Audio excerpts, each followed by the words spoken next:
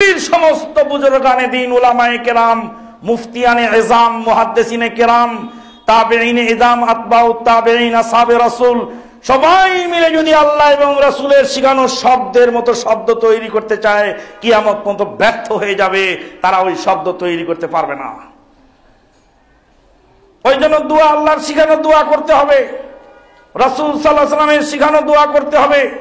আল্লাহ তুমি আমাকে জাহান্নাম থেকে বাঁচাও, এক সেকেন্ডের জন্য জাহান্নামের আযাব আমি সহ্য করতে পারবো না, জাহান্নাম দিও না আমাকে।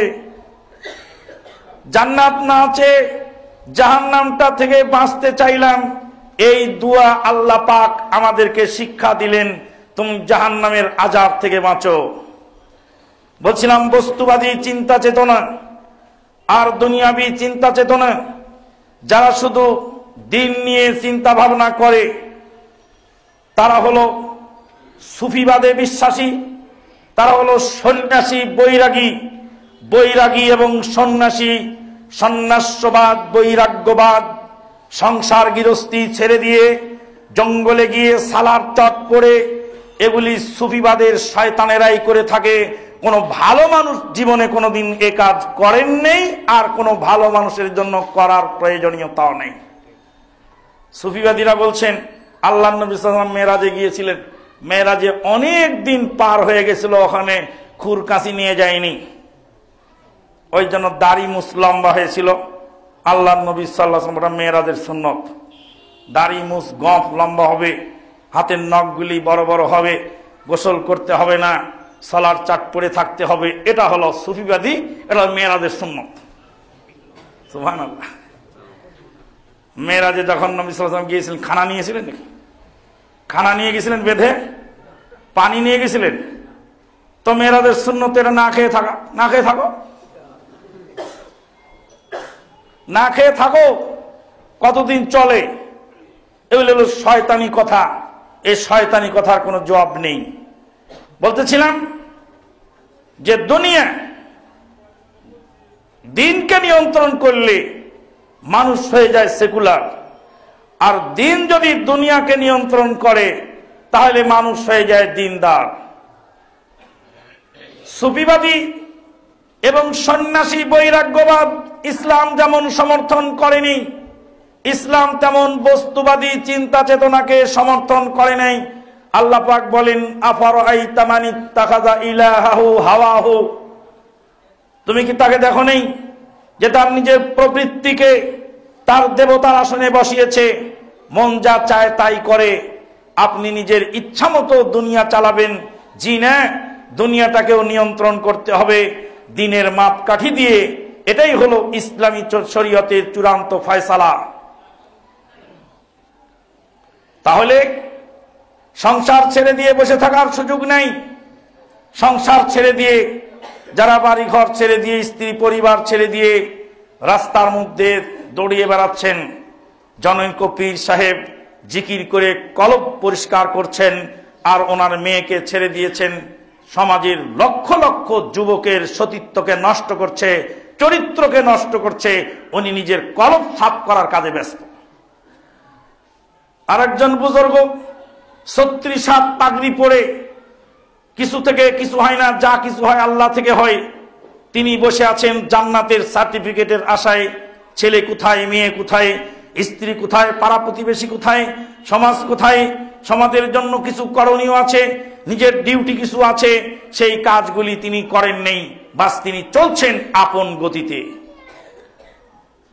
আল্লাহ রাব্বুল আলামিন বললেন ইয়া আইয়ুহাল্লাযীনা আমানু কু আনফুসাকুম ওয়া আহলিকুম নারা ওয়াকুদুহান নাস ওয়াল হিজারা, হে ঈমানদার বান্দাবান্দিগণ, নিজে বাঁচো জাহান্নাম থেকে, পরিবারকে বাঁচাও। আপনি পৃথিবীর যে প্রান্তে থাকেন না কেন, আপনার মোবাইলে সকালবেলা আপনি আপনার ছেলে মেয়ে ওরা উঠেছে কিনা, আপনার স্ত্রী ঘুম থেকে জেগেছে কিনা, ওটা আপনি একটু ফোন দিয়ে জিজ্ঞাসা করবেন, খবর নেবেন। যদি ওখানে লুকোচুরি থাকে তাহলে ছেলের নাম ধরে বলবেন স্ত্রীকে অমককে দাও, মেয়ের নাম ধরে বলবেন অমককে দাও। এই বাবা তুই উঠেছিস? উঠেছি কি উঠে নেই আপনি ভালো করে চেক করুন। ইব্রাহিম আলাইহিস সালাম 200 বছর বয়সে ফিলিস্তিন থেকে এসেছিলেন মক্কার মুআজ্জামায় নিজের পুত্রবধূ কেমন আছে চেক করার জন্য 2 মাসের পথ পাড়ি দিয়ে। আপনার ছেলের মোবাইল, আমার ছেলের মোবাইল চেক করার দায়িত্ব আমার আপনার। এরপরে যদি বিপদগামী হয় আল্লাহর কাছে জবাব থাকবে। আর যদি আপনার আমার দুর্বলতার কারণে কোনো দুর্ঘটনা ঘটে যায় আল্লাহ পাকের দরবারে জবাব দেওয়া কঠিন হবে।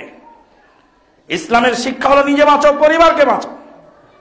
আর বুজুর্গদের শিক্ষা হলো পরিবার যেখানে যায় গুল্লায় যাক, তুমি চলে যাও 7 সমুদ্র 13 নদীর ওপারে জীবন চিল্লা নিয়ে। এই জায়গায় তাদের সাথে আমাদের মৌলিক পার্থক্য। আমরা সহিহ বুখারী, সহিহ মুসলিম, কোরআনের তাফসীর নিয়ে আমরা রীতিমতো আলোচনা করি। এইগুলি হলো আমাদের পাঠ্য, এইগুলি হলো আমাদের আলোচ্য বিষয়। তাদের আলোচ্য বিষয় হলো বুজুর্গানে দ্বীনদের কিতাব লেখা, যার ভূমিকার মধ্যেই দ্বিতীয় লাইনে শিরকি কালাম বিদ্যমান। যে লোক বই লিখেছেন তার ভূমিকায় 2 নম্বর লাইনে শিরক। এত বড় বুজুর্গের সন্তুষ্টি বিধান আমার পরকালের নাজাতের ওসিলা হইবে মনে করে কাজ আমি সচেষ্ট হইলাম। যিনি শিরকি কালাম দিয়ে ভূমিকা শুরু করলেন তার কাছে আপনার জানার বুঝার কি আছে আমি জানি না। মানুষ এলেম শিখবে আলেমের কাছে গিয়ে, যিনি কোরআন হাদিস জানেন তার কাছে। একজন গেলেন, তিনি কিছু জানেন না, ইঞ্জিনিয়ার সাহেব। আর একজন গেলেন ডাক্তার, তিনি দিন সম্পর্কে কিছু বোঝেন না, উনি হলেন ডাক্তার। আর একজন হলেন প্রফেসর, উনি কিছু জানেন না। আর একজন আলেম, আল আজহার বিশ্ববিদ্যালয় থেকে এসেছেন, উনি বড় আলেম। ওনাকে তুলে দেওয়া হলো যেই কিতাবখানা, এই কিতাব থেকে আপনি পড়ে শোনান। আজহার বিশ্ববিদ্যালয় ওয়ালা এসে বলছেন, ভাই ও দোস্ত বুজুর্গ, 6টি উসুলের উপর চলিতে পারিলে দিনের উপর চলা সহজ হইয়া যায়। ডাক্তার ওই কথা বললেন, ইঞ্জিনিয়ার ওই কথা বললেন। সব কটা মানুষকে আবার ক্লাস 5 পাস করে যে গেছে তাকে ওই তুতা পাখির বুলি শিখাইয়ে দেওয়া হয়েছে, ওই কটা কথাই সে বলছে। তাহলে ক্লাস 5 পাস ইঞ্জিনিয়ার, ডাক্তার আর ওই আলেমের মধ্যে পার্থক্য থাকলো কোথায়? কোনো পার্থক্য থাকলো না।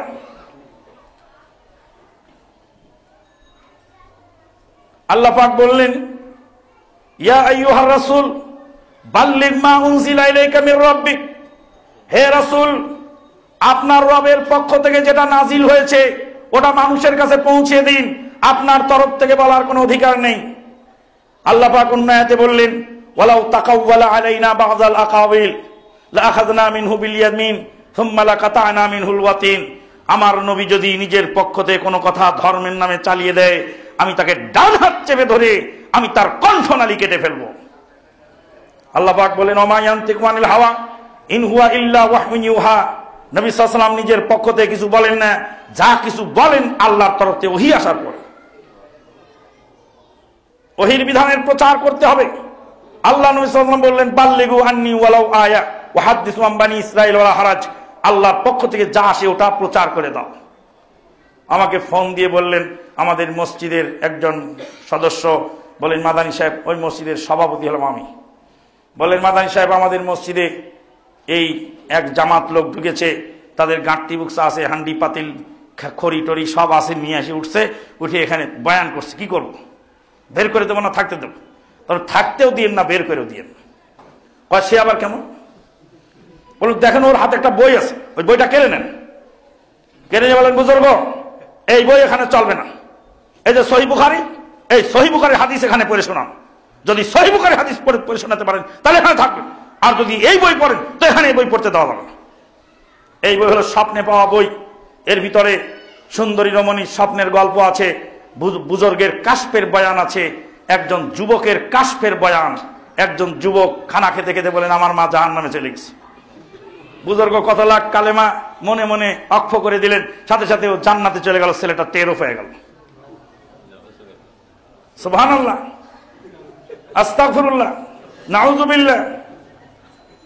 বইটা ওভাবে দিল, বসে এই মুবারক জামাত যে এলাকা দিয়ে হেঁটে যায় সেই এলাকায় 7 দিন কবর আযাব বন্ধ থাকে, আর যে এলাকায় যে মসজিদে গিয়ে অবস্থান নেই সেই এলাকায় 40 দিন কবর আযাব মাফ হয়। আমি তখন তিরমিজি শরীফ পড়ি যাত্রা মোহাম্মদী আরবি মাদ্রাসায়, তো বললাম যে এই হাদিস কোথায় আছে? তিরমিজিতে আছে। তিরমিজিতে বাইর করে দেন। তিরমিজির কি বলো তুমি? আমি তো তিরমিজির বুঝি না, তুমি তো বলো, বের করো। যুবকদের বয়স, যুবকেরা শোনো, দড়ি নিয়ে আসো। এসব লোকদেরকে এই মসজিদের খাম্বার সাথে আটকে দড়ি দিয়ে বেঁধে রাখো।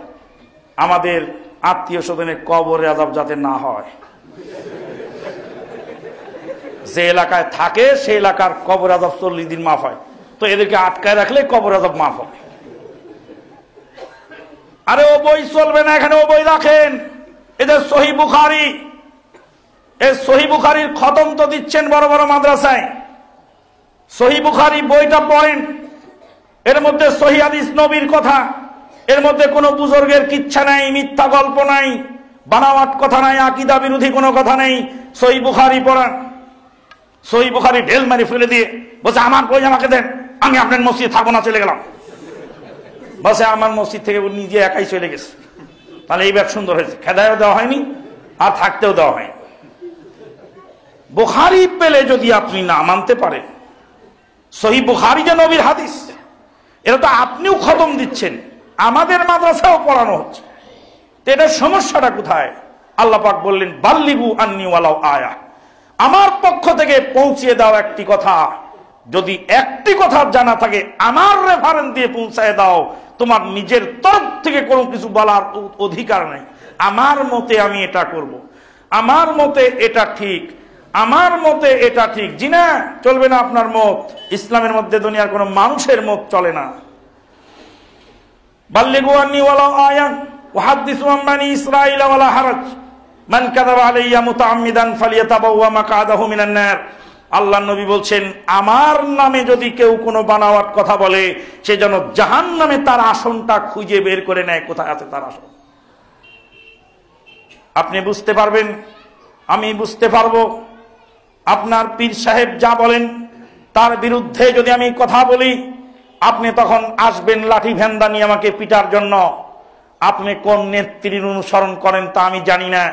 আপনি যেই নেত্রীর অনুসরণ করেন সেই নেত্রীর সমালোচনা যদি আমার মুখ দিয়ে বের হয়, তখন আপনি লাঠি ভেন্দা নিয়ে বের হয়ে আসবেন আমাকে পিটার জন্য। কিন্তু আপনার নবীর নামে বানাওয়াট কথা বললে, আপনার আল্লাহর নামে বানাওয়াট কথা বললে, আপনার ইসলামের নামে বানাওয়াট কথা বললে আপনার গায়ে লাগে না।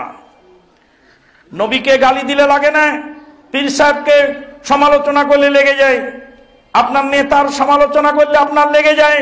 আল্লাহর কসম, আল্লাহর কসম, আল্লাহর কসম, আপনি স্বীকার করেন আর না করেন, আল্লাহর কসম, আল্লাহর চেয়ে, নবীর চেয়ে আপনি আপনার নেতাকে বেশি ভালোবাসেন। কারণ আপনার নেতাকে গালি দিলে আপনার লেগে যায়, আপনার নেত্রীকে গালি দিলে আপনার লেগে যায়, কিন্তু আপনার নবীকে গালি দিলে আপনার লাগে না। বুঝতে হবে আপনি স্বীকার করেন আর না করেন, আপনি নেতিকে বেশি ভালোবাসেন, নেতাকে বেশি ভালোবাসেন, আল্লাহ এবং তার রাসূলকে ভালোবাসতে পারেননি। আল্লাহ পাক বলেন, ওয়া মিনান নাসি মান ইয়াত্তাখিযু মিন দুনিল্লাহ আনদাদান ইউহিব্বুনাহুম কাহুব্বিল্লাহ ওয়াল্লাযীনা আমানু আশাদ্দু হুব্বাল লিল্লাহ ওয়ালাউ ইয়ারাল্লাযীনা যালামু ইয ইয়ারাউনা আযাবাল কুওয়াতা লিল্লাহি জামিআ ওয়া আন্নাল্লাহা শাদীদুল ইকাব।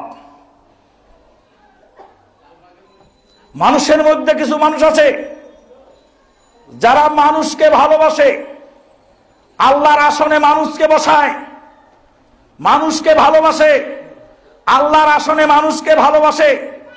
আমার এক আত্মীয় আমাকে বললেন, আজকে সকালবেলা নাস্তা আমার বাসায় খাবেন।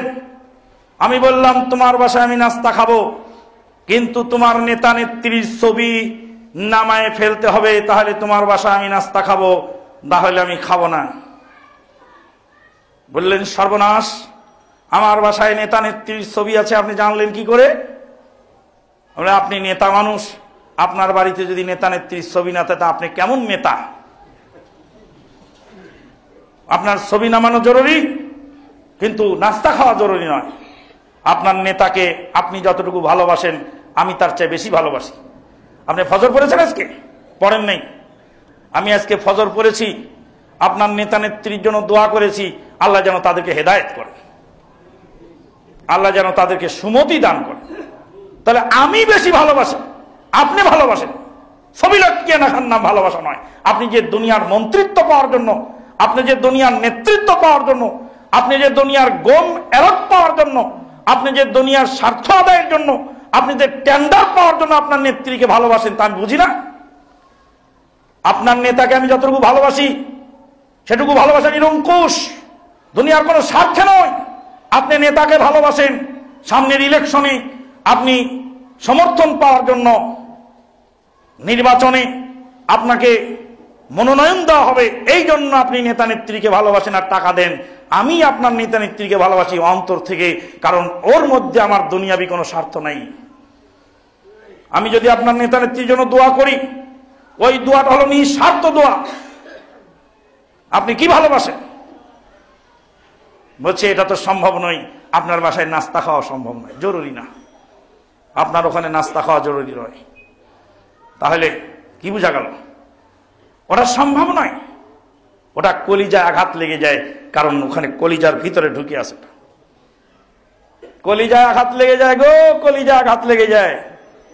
নবীর বুকে ছুরি মারলে কলিজা আঘাত লাগে না। তুমি কোন জাতের মুসলমান, তুমি নিজেকে বুকে হাত রেখে ভালো করে জানাও।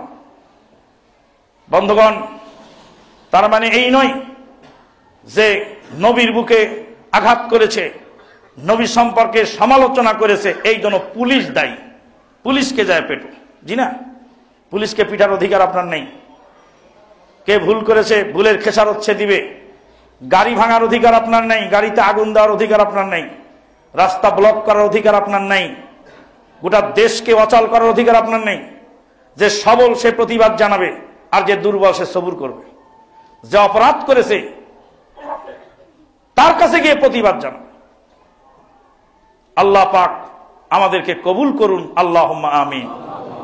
বলছিলাম আমরা কোরআন এবং সহিহ সুন্নাহর অনুসরণ করে চলি। কোরআন এবং সহিহ সুন্নাহ ছাড়া আমরা এক কদম অগ্রসর হই না। আমাদের কাজকর্ম, আমাদের আচরণ, আমাদের চালচলন, আমাদের আকীদা ও বিশ্বাস কোরআন এবং সহিহ হাদিস দ্বারা নিয়ন্ত্রিত। কোরআন ও সহিহ হাদিসের মাসলাকের বাইরে একটি মাসলা যদি আমরা জানতে পারি, তখন সেটা ছেড়ে দেওয়ার জন্য চেষ্টা করি। আল্লাহ পাক আমাদেরকে কবুল করুন, আল্লাহুম্মা আমিন। ওয়া আখিরু দাওয়ানা আনিল হামদুলিল্লাহি রাব্বিল আলামিন।